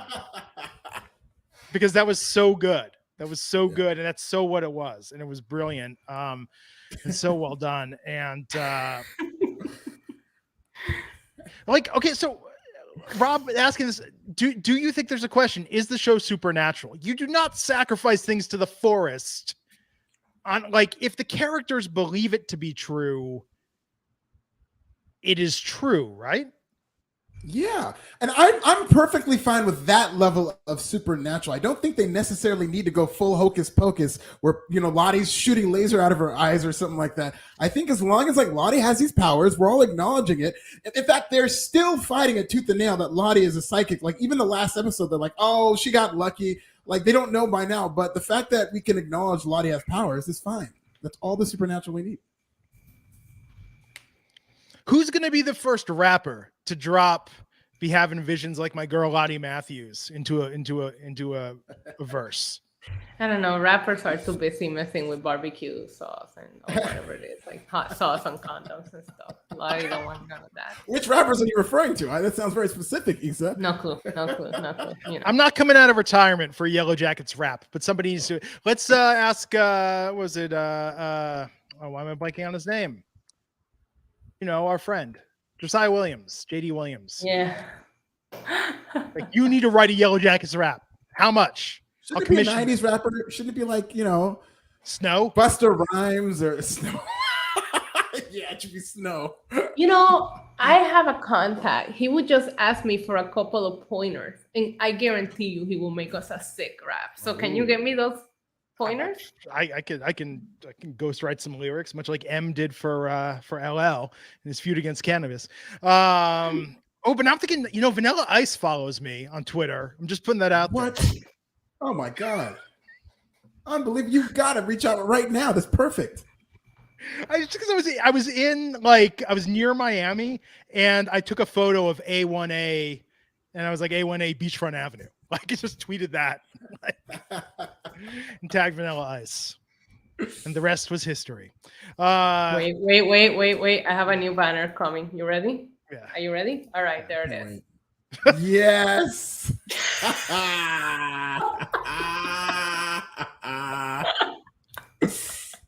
Oh, poor Jackie. Look, Is it too soon? Is it too soon? Not now. No, it's not too soon anymore. I think we've crossed over. And I know I said this earlier, but do you guys understand the reference when I saw it in the dinner scene? When it was like, oh, Jackie was the pretty unpopular one. She was so smart. She was so gifted. But you, Shauna, you were her rock. You were always there. Mm-hmm. I was like, did she just fucking win beneath my wings, her? And then tonight, to have her say, are you quoting fucking Beaches at me? Like, Wind Beneath My Wings is like the shittiest song you could say for your friend. Like, the lyrics are like, it must have been cold there in my shadow. Like I got all the glory, you got all the pain. Like and that's like one of the most popular songs to play at funerals for people. That is like the ultimate FU, where like I'm the protagonist, you're the sidekick. So it was amazing that Shauna dropped that tonight. That brought me so much joy. Yeah, Shauna is so fucking heartless, man. She's the most heartless out of all of them. By the way, if you go back to this makes sense with the Jackie journal entries. I don't even need to see it. I can guarantee you on that list of characters, with the exception of like Mina Savari in American Beauty, almost all the characters she lists, Jackie lists, are the main character in the fucking movie. Mm-hmm. So if Shauna is like ghostwriting these Jackie journal entries, that's, you know, it very much makes sense tonight how Jackie... If you're going to call it ghost writing, then shouldn't it be Jackie the one writing? Writing them through. Jackie is the ghost inhabiting Shauna to write the entries, hence the ghost is writing the entries. Think about it. It's next level. No, but it all makes sense. And tonight we saw that in the scene when Jackie was like... It was like Jerry Maguire, like, I'm out of here, who's with me? And everyone's like, you need to go. Yeah. Like Jackie came down to I always like Jackie, man. I don't know why I defended Jackie. And maybe it's because I didn't like the way that Shauna did. Like, I thought Jackie had a reason for acting the way she was acting out there. She just didn't let people know why she was rebelling against them. And I thought it was funny when she didn't give thanks. She was like, what? We're going to give thanks to the woods for giving us a brainless bear. I thought that was funny. I think Jackie makes sense sometimes. Yeah. I talked about this. I think this was one of the clips from the last episode. Jackie's biggest fear was losing her influence, her superpowers influence over the group. Coach said it in the first episode. You're not the best player. Like, here's all the reasons why you're not the best, but you got influence, girl. Mm-hmm. You know, I believe in you. As a woman, and I'm not trying to like use that card because I'm here with two guys, but as a woman, if I go and I read those journals, all my confidence, all of my self-esteem is just going to go down the drain as soon as I realize what was going on between Shauna and Jeff. I'm saving my virginity for Jeff. Jeff loves me and I'm everything to Jeff. I think Jackie had a reason to behave the way she was behaving. 1,000%. I can see from after she found the journals. Before the journals, I can't tell. She was being lazy, but she's also not the woods kind of girl. You know what I mean? So, but I think that Jackie her whole world was destroyed. That's everything she knew. And Shauna pointed it out today. This is as great as your life is going to get. It's your high school popularity. So I think Jackie was justified in her behavior. Jackie is definitely a sympathetic figure. I completely agree. And you got to consider that these are all kids that for a young girl who's just in love for the first time to have her heart broken this way, that's got to be doubly traumatic in terms of how it would affect her, not to mention the fact that she's out in the woods starving. So I'm definitely Team Jackie for this. Yeah. But I'm telling you, tonight, Jackie was so afraid of losing her influence. Tonight was the realization of Jackie realizing I am not the main character in this story. And, I felt so bad, like her sad attempts at lighting the fire. And I guess, do we know that she got the fire lit? Because now I need to go back and figure out what was a dream. I think we saw the fire. Okay. Yeah. Um, Oh, we can't. Issa, unmute. I was gonna say we haven't even touched the fact that Nat and Travis finally make up, and the reason why Travis was just pushing her away is because he had that guilt over what he did with Jackie. I thought the scene of them just making up, I liked it a lot. I thought it was sweet. oh shit. Jackie wanted What? to be Rose Dawson and she died like Jack Dawson. Bro. This podcast has peaked, ladies and gentlemen. Think about that. That is a parallel.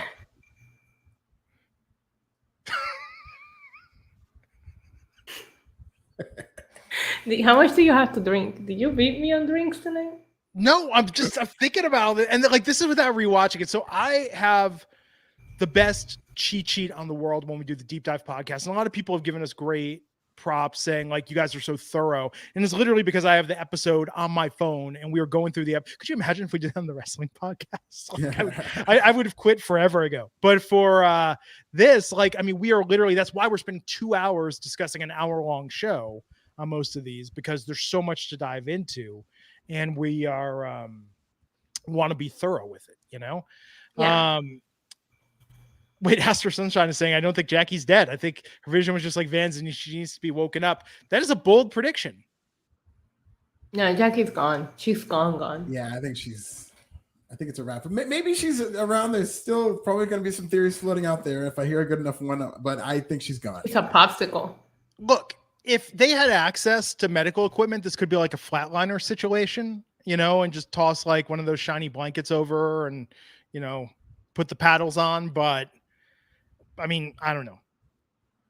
Season 2 cannot get here quickly enough. Yeah. You know, Matt Smith saying I was looking for face scars for Van.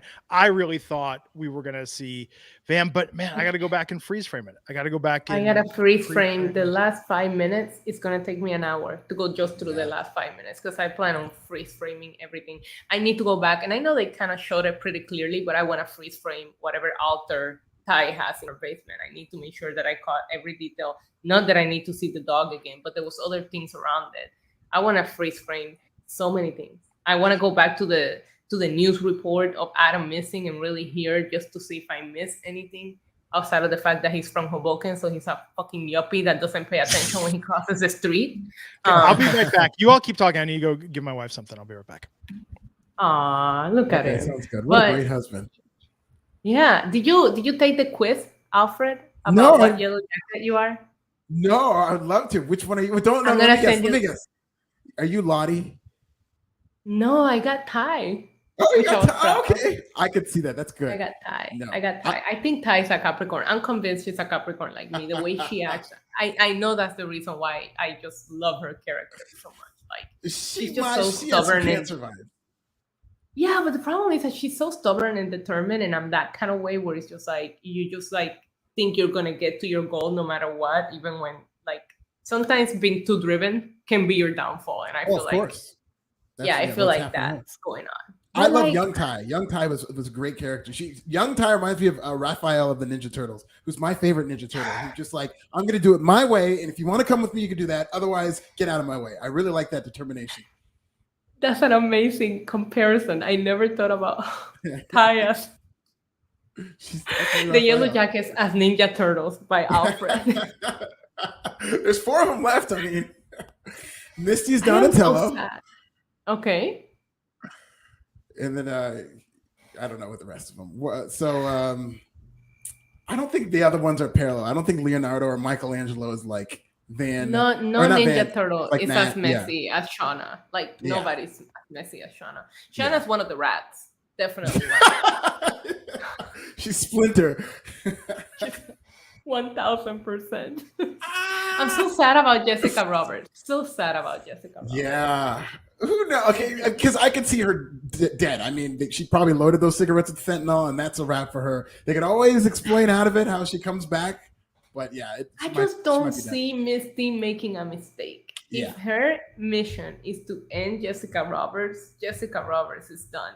But the fact that she did it in such a way to give her that last minute hope, you're gonna get out. gonna work together, even though they weren't, because I don't trust them. They're each other's soulmates in a weird freaking way. The problem is that Misty is always one step ahead, and I wish Jessica would have just forgotten about the cigarettes. Go get you another pack. Like, I used to smoke, right? If I'm in that situation, I'm just gonna get out and I'll buy another pack.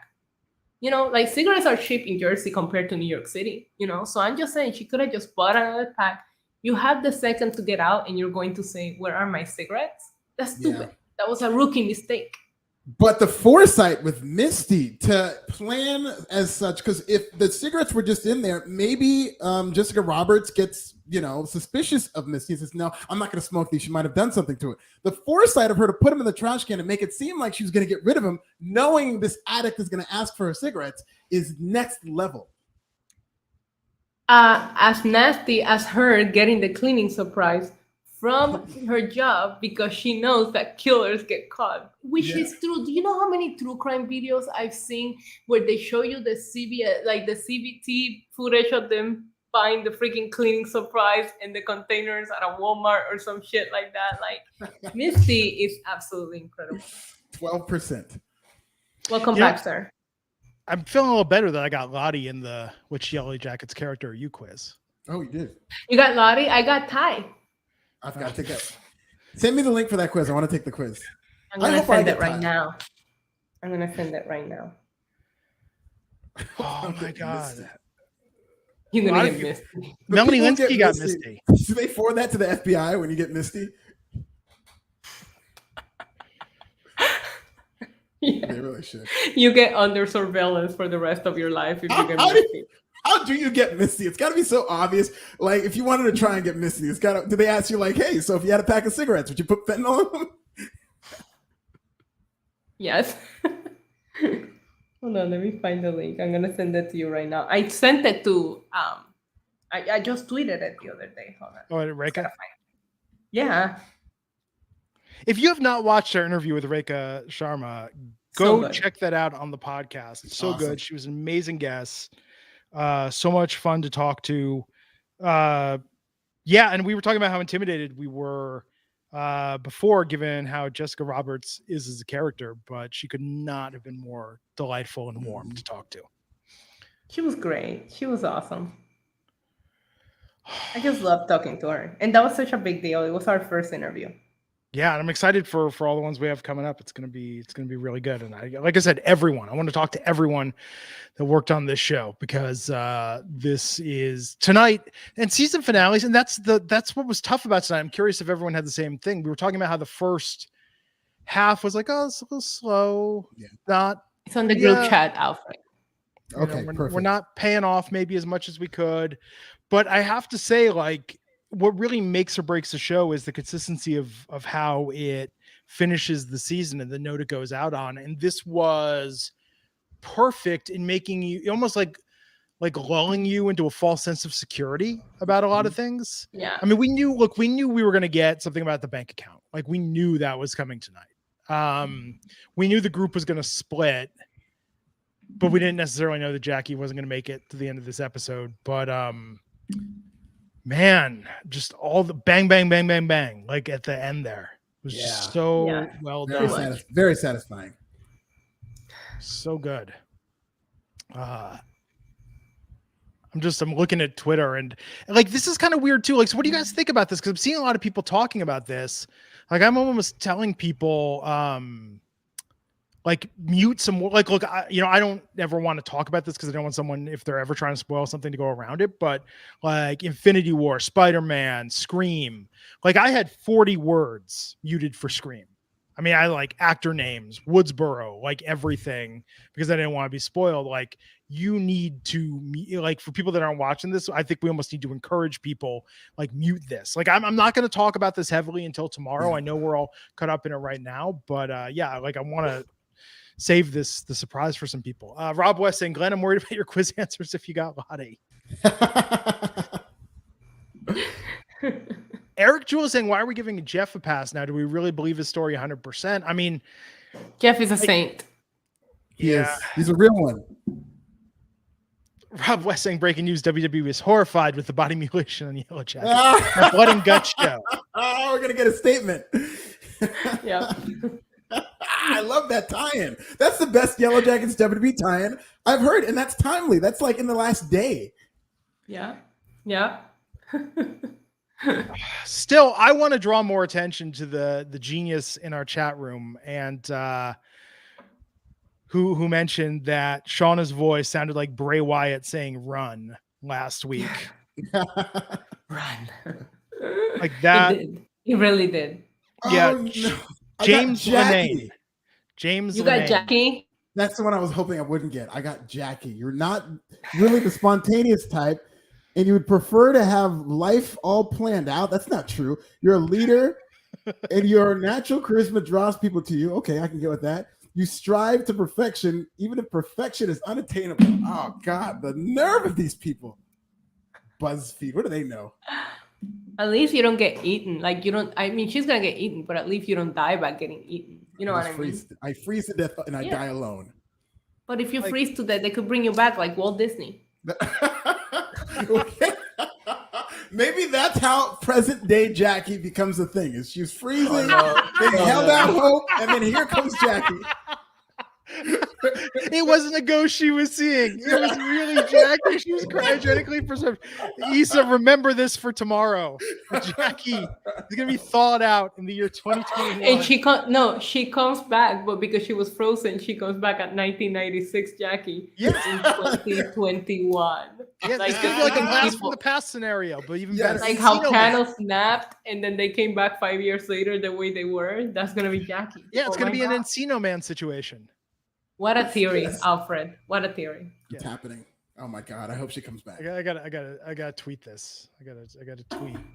That was amazing. That was credit- actually incredible. See, credit this is to, why the three of us need to like combine our brains because we just But how it does works. Jackie It works, man. be the Encino Man? I can't believe you got Jackie. Me neither. I'm gonna wouldn't- take it again. I'm taking it again right now. I think it was because I said I like White Claw. I think that's what did it. I think that put me over the top. Ew. It's No. delicious. I had a hard time between 10 Things I Hate About You and Scream. What was the 90s movie that you guys picked? 10 Things I Hate About You. Yeah, that's one of my. I love that The movie. best movie. Wait, who did you pick in the 90s artists? Oh, TLC. That wasn't even a question. Okay, I'm doing it again. How would I describe myself? None of this. Nurturing. You put nurturing? No, Jackie's no, not I describe- nurturing. I know. I describe myself as outgoing. So, and then I gave myself a 7 as to how helpful I would be in the. I'm really bothered that I got Jackie. I'm telling you, that was the one that I didn't want. Not that I have anything against her. I just think it says a lot about me that I got Jackie. Yes. Yes, it does. Oh my God, I got Thaisa again. It says, you're a natural born leader who always takes charge in stressful situations. People look for your guidance because you're so self-assured and seemingly put together. Seemingly. Yes, I will post the link to the quiz on the chat right now for you guys. Hold on. Now we're going to have all 108 people in the chat are going to go take the quiz. Please let us know who you get. I mean, I don't know who I wanted to get. I mean, because, you know, I mean, jokes aside, like who is the healthiest, best adjusted person on the show? I mean, in 2021, right? I mean, look, Jackie's mom. Jackie's mom, who's like, Jackie's mom is MJF, but she's like a passive aggressive MJF. The most adjusted person is Callie. Yeah. Could you imagine Callie's experience now? I know we talked about how terrifying things must be for Sammy, but could you imagine Callie's experience? But Callie's also gonna be thinking like, man, don't fuck with mom. Like, yeah. Well, that could help her mothering. Is that now Callie's gonna listen a lot more, maybe meet those curfews, knowing what mom's capable of. Listen, guys, it could be worse. We could have gotten Randy. Oh, yeah. Is that a possibility? I'm gonna keep taking this test till I get Randy. you know what threw me about that test? There's no current show that I watch on the other on the list. So I think I picked like Euphoria because like I've heard good things about it. Like, I don't watch that's any gonna of the be- shows. Yeah, I can't wait to get into that. I'm gonna start watching that If I get tomorrow. Laura Lee, I'm going to be so pissed. Oh, really? Somebody put that in the chat. I was gonna say, Laura Lee grew on me as the show went on. I was It was legitimately nice seeing sad her when she tonight. died. It was very nice Yeah. seeing her tonight in the afterlife. So, Alfred, I'm telling you, I think this is how we explain the journal entries. I think Jackie's like Encino, man. Yeah. They unfroze her, and here she goes. She's out there, man. Enough. We have to joke about it because it is really sad. It Like, is. her entire team basically was like, whatever, peace out. You know? Yeah. I was mapping out all A the lot ways of that people she in the could've- chat are getting Natalie. See, Or Armando got Lottie. here's where There I you thought tonight was going to end. I thought that we were going to have, because remember, Coach Ben heard tonight about what happened and was like, you did what? I thought we were going to get Ben, Natalie, Travis, Jackie, Javi, and maybe one or two red shirts who were just like, y'all are crazy. We're going to go live in the wreckage of the plane. Like, that's like, also, okay, wait a second. This is a messed up feeling about how much Jackie is a drama queen and is so passive aggressive in a main story. She storms out like, I'm leaving you all, I'm taking my stuff, and then she's gonna sit right in front of the cabin on display. Like, I'm gonna storm out and I'm just gonna sit right here so you can see me, and I'm just gonna. So I want it to be convenient for you to come and apologize to me. Yeah. Yes. Like, that was kind of a. Somebody got Misty. That is concerning. Can I hear some of her answers? If you don't mind sharing some of the answers that you gave so we can get some insight as to what makes a Misty. She probably put 10 as to how helpful she would be. I got Shauna, that's a lie. I'm not comfortable being a butcher. Oh my God. What do they say to you when you get Misty? What do they say? What like redeeming qualities do they put? Well, They say, great murderer. you sick fuck. It just says, you sick fuck. Melanie Linsky got Misty, and this is so much. This like, for people that don't watch wrestling, this is what our wrestling podcast devolves into, this looseness. Because it's like, this is stream of consciousness, right? Tomorrow's for the deep dive. Tomorrow's for a more organized, linear conversation. Tonight, this is what's on all of our minds. We're coping. We're in the afterglow, but at the same time trying to figure out, like, hey, we're going to be apart. You're going to a semester in Europe. How are we going to survive? Like, this is our support system tonight. I don't know why I keep coming back to that. Like, this fantasy romance. This is like Family Ties when Ellen was like, I'm going to Europe, I'll be back in a year. She never came back. Thank God Yellowjackets is coming back. Okay, so let's see. Jason Ritter, Melanie's husband, got Jackie, which is great. Okay, so Misty, you're strong-willed, nurturing, and feel things deeply. You care a lot about the people you love, and you do literally anything to keep them safe. Your intense emotions might get you trapped in messy situations from time to time, but you're always one step ahead of everyone else. That sounds accurate. That's an accurate description of Misty. I think they took it easy on her. I There's was a lot hoping more.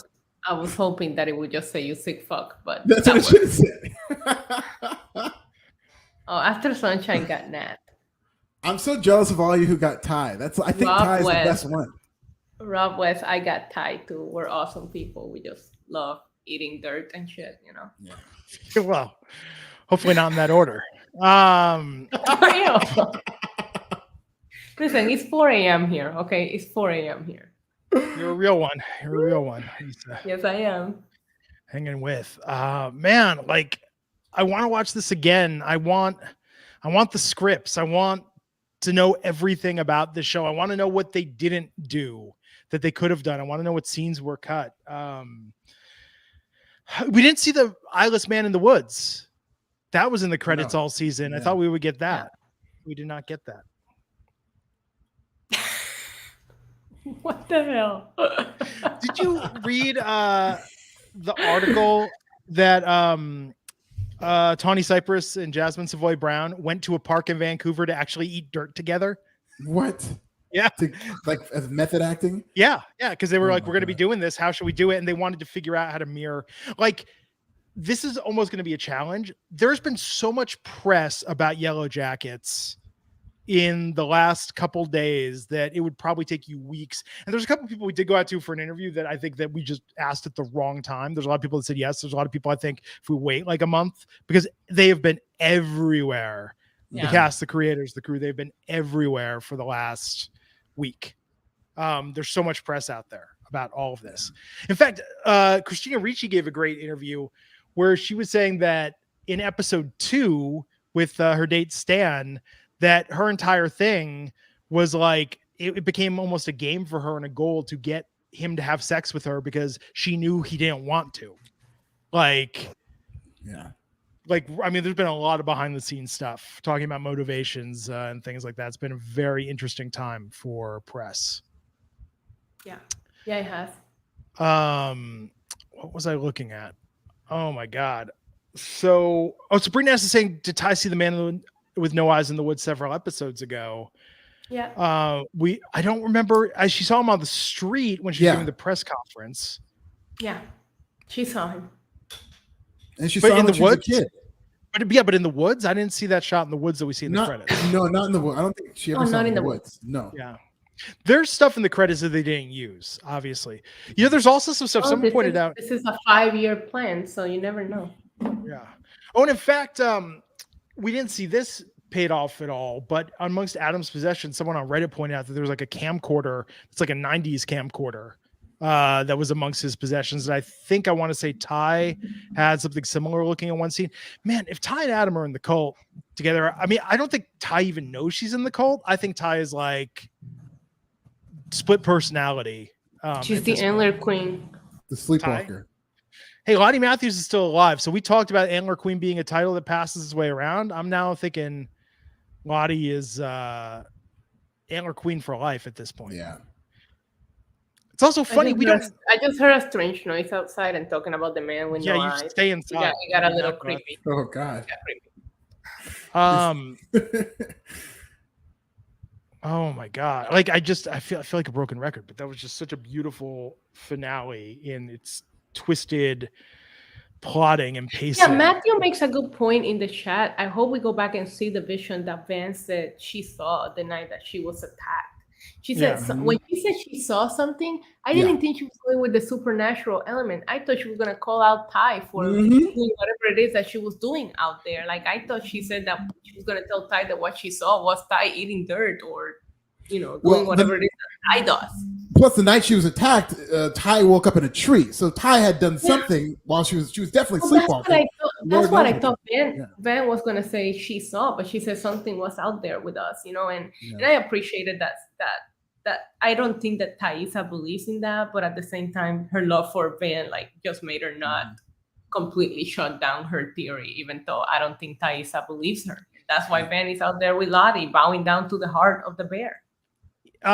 So want to call out that I think Van's vision, she said it was between living or dead. I think Van was having a vision similar to what Jackie experienced, if we're to believe that was a shared Shauna Jackie thing. I think it was the dude in the cabin, the mystery man from the credits who we briefly saw tonight, not Coach Ben, not Travis, the man in the cabin who represents something. We don't know what yet. We don't understand. Isn't it interesting that Ty's dissociative fugue state is literally up a tree, the idiom for being confused or without an answer to a problem? Yes. A little on the nose. A little bit. Little. There's so much to get into with all this still. And I'm sure we're going to have a ton more after we go. Do we want to wrap it up for tonight? Or we've gone almost 2 hours now. We should, because otherwise I'm not going to be all there tomorrow because we're going a little bit earlier tomorrow. So I should probably try to get some sleep. I know I feel bad because so many people want to talk about this. Okay, look, everybody, we have talked, we have discussed, we have dived. You guys are more than welcome to stay live in my channel, but I need my beauty sleep. No, I think we should wrap because we all need to rewatch this episode. So our new sign off for Yellowjackets Buzzed is the season ended, and so now we starve and scavenge and pray until the new episodes find us. Beautiful. Yes. Okay, everybody. We'll see you tomorrow for the full recap with BJ 3 p.m. Coangelo, Eastern. our guest. And then we got to figure out a way. I don't want to spoil who our guests are, but I want to get some audience questions and whatnot for them. So we'll figure out tomorrow. We'll kind of come up with a plan. Also, because things change, right? And I'm like, I don't want to jinx anything. That's why we're not announcing specific guests at a time. I just don't want to jinx it and then be like, oh, they reschedule or don't show or something happens. So we got to figure out a way to involve people though. We'll make it happen. Cool, everyone. Thank you guys so much for tuning in. Like, we had such a good influence and audience tonight. The entire show, over 100 people watching us.